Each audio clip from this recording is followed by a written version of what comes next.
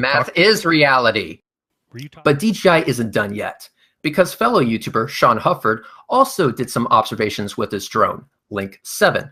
What he did was very simple. He had his drone set at altitude and waited till the sun was visible during sunrise. As soon as the sun was just visible, he dropped altitude and the sun disappeared again.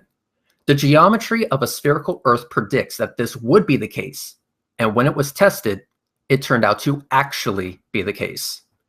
In fact, I did the same thing with my DJI Mavic Pro, but with a sunset, not a sunrise, so slightly different but same concept, Link 8.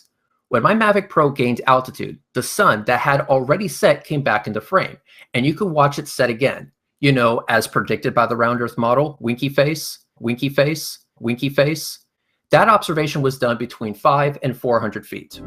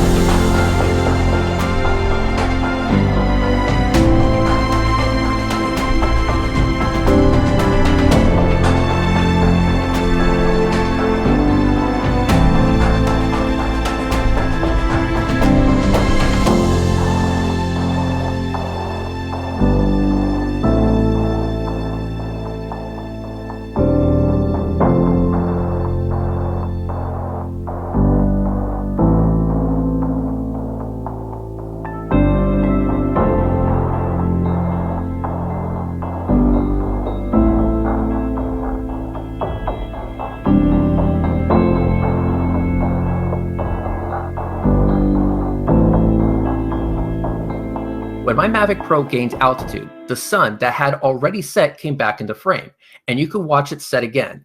You know, as predicted by the round Earth model. You know, as predicted by the round Earth model. You know, as predicted by the round Earth model, winky face. Now I jump to what is some of the best evidence for curvature of the Earth, and that is Soundley's Lake Pontchartrain Causeway observation.